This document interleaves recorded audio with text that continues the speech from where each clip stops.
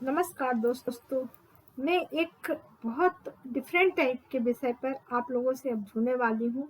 वह है हमारा देश का किसान और कृषि वर्ग के लिए बहुत कम वीडियो आपको देखने को मिलेंगे। आज मैं वर्षा के विचार पे बात कर रही हूँ, क्योंकि वर्षा जल है तो कल है और इसका अनुमान भी बहुत ज़रूरी है, क्योंकि यह कृषकों के लिए या कृषि लोगों के लिए बहुत महत्वपूर्ण है। जहाँ हमारा भारत देश कृषि प्रधान देश है दोस्तों, तो इसे बहुत ज़रूरी है कि हम इसको ज्योतिष से भी समझें, विज्ञान से भी समझें, मौसम विभाग से भी समझें। तो यह एक मैदानी ज्योतिष का भी विषय होता है। मैं इसलिए बात कर रही हूँ कि आज ग्रामीण भारत में शकुन विचार और बहुत सारे चीजें जो हैं, लोक मौसम आदि सभी पर प्रकृति से संबंधित सारी इंडिकेट्स उन लोगों को पता होते हैं या भूल चुके हैं। तो मैं उस हेतु एक प्रयास के रूप में आपके सामने है कि फसलों का चयन कैसे करें। जब वर्षा होगी उसके हिसाब से वर्षों का चयन करना चाहिए हमें कृषि में। वहीं पर बुवाई का वक्त कौन सा होना चाहिए जबकि हमें अच्छी फसल मिले। वर्षा काल को लेकर गांव में शकुन विचार जहाँ है, किसान व्यापारी आदि वर्ग इसमें बहुत ज्यादा ध्यान देते हैं। मैं सबसे पहले बात करूंगी इस बार। पहले से हमें पता होना चाहिए कि हमारा इसमें ज्योतिष या कृषि पराशर क्या कहते हैं। तो देखिए, जहाँ चैत्र प्रतिपदा को अगर संवत्सर का राजा शनि होता है तो अच्छा नहीं माना जाता है।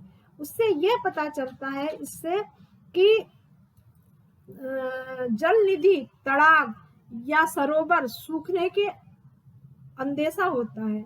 वहीं धूल ही धूल उड़ती हुई दिखाई देती है। इसमें वेद में भी है और बहुत सारी जगह पर इसकी चर्चा हमने पढ़ी है और देखी है। जैसा कि सबको मालूम है कि 4 वर्षा काल के स्तंभ हैं, उनका अनुमान लगाना हमें बहुत जरूरी है। यह चैत्र शुक्ल प्रतिपदा से लेकर हम लोग लगाते हैं श्रावण की आषाढ़ तक लगाते हैं, यहाँ तक कि श्रावण की पूर्णिमा तक। देखिए, बात करते हैं 4 स्तंभ कौन कौन से हैं और उनको क्यों देखना जरूरी है। सबसे पहले हम कृषि में पहला स्तंभ जो होता है उसके बारे में ये कहा जाता है कि बारिश में 4 थंब है बरस का, जाने जारण हार, ए चारू हो जाए तो होवे जय जयकार। 4 स्तंभ कौन कौन से हैं उसको मैं बताऊं। वर्षा रूपी छत के 4 स्तंभ में है। ये वर्ष के चारों स्तंभ संवत्सर के हिसाब से देखे जाते हैं, तो जहां पर ये खुशहाली लाते हैं। पहला है, लोक मान्यताओं के अनुसार चैत्र शुक्ल प्रतिपदा को अगर रेवती नक्षत्र है तो जल का स्तंभ माना जाता है। ऐसा माना जाता है जब यह योग होता है तो भरपूर बारिश होती है। क्योंकि इस बार रेवती नक्षत्र था, इसलिए भरपूर बारिश की संभावना एक स्तंभ से पॉजिटिव आती है, हालांकि संवत्सर के राजा के हिसाब से निगेटिव आती है।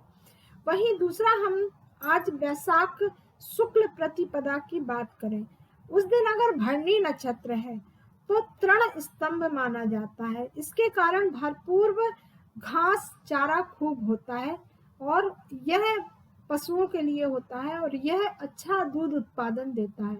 तो इस बार वैशाख शुक्ल प्रतिपदा को भरणी नक्षत्र है, तो एक यह प्लस अपन को मिला।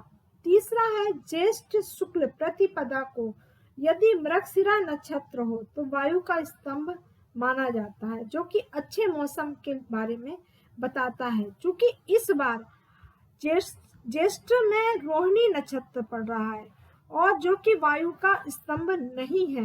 यहाँ पर अगर रोहिणी नक्षत्र की बात की जाए तो यह जल ज्यादा वर्षा करने वाला है। यह थोड़ा सा ज्यादा पानी बरसने की संभावना दिखाई देती है वर्षा के हिसाब से। अगला है जो है आषाढ़ शुक्ल प्रतिपदा को अगर पुनर्वसु नक्षत्र है तो अन्न का स्तंभ होने से भरपूर अन्न मिलता है। जबकि इस बार भी रोहिणी नक्षत्र है तो ये भी चौथा स्तंभ हमारा पॉजिटिव आ गया। तो हम ऐसा मान सकते हैं कि 4 में से 3 स्तंभ हमारे लिए पॉजिटिव है, एक स्तंभ में ज्यादा वर्षा का अनुमान हो रहा है। तो हो सकता है कि ज्यादा वर्षा से कुछ फसलों का नुकसान हो जाए। तो हमें ऐसी फसल नहीं लगाना चाहिए जिसमें कि जल की कम जरूरत हो, यानी जल वाली ज्यादा जरूरत वाली फसल को इस वर्ष लगाना चाहिए। वैसे अगला अगर देखें तो सावन शुक्ल पूर्णिमासी के दिन अगर श्रवण नक्षत्र युक्त इस बार अगर होता है तो माना जाता है, अच्छा माना जाता है श्रवण नक्षत्र को। तो ऐसा भी मान सकते हैं कि श्रावण में अगर श्रवण नक्षत्र है तो श्रावणे कृत्यश्च यदि मेघ प्रवस्यते, तो ऐसा बोला गया है कि इस तरह से श्रावण भी अच्छा माना गया है। तो अगला है श्रावण के कृतिका नक्षत्र की बात। श्रावण का कृतिका नक्षत्र 23 जुलाई को है। अगर इस दिन वर्षा होती है तो भी अच्छा माना जाता है, इससे आनंद की वर्षा होती है और धन्य धान्य की वृद्धि होती है। वहीं पर अगर सावन शुक्ल सप्तमी गुरुवार को 4 अगस्त को अगर वर्षा होती है तो भी अच्छा माना जाता है। तो इस तरह से धरती सागर और अन्य धन की बात अगर हम करते हैं तो हमें ये तीन चीजें इस समय देखना होगी कि अगर श्रावण युक्त श्रावणी पूर्णिमा है, वर्षा अच्छी है, अन्न अच्छा होगा। वहीं पर सप्तमी को अगर पानी बरसता है तो 4 तारीख को अगस्त को तो भी अच्छा है। कृतिका नक्षत्र 23 जुलाई को है, अगर वर्षा होती है तो भी अच्छा है। ये तीन चीजें हमें और देखना पड़ेंगी। वही कहा जाता है अगर मंगल आगे चलता है, जो कि सबको मालूम है ये चीज है कि मंगल आगे चलता है तो देखा जाता है, सूर्य से देखा जाता है कि अगर मंगल आगे चल रहा है तो वर्षा किस तरह की होगी। इस बार वैसे मंगल पीछे होने के कारण वर्षा अच्छी होने की पूरी संभावना है। इस तरह हम कह सकते हैं कि मंगल का भी फल आपको अच्छा मिलने वाला है। इस तरह से मैंने आपको चारों स्तंभ और कुछ चीजें आपको बताई हैं।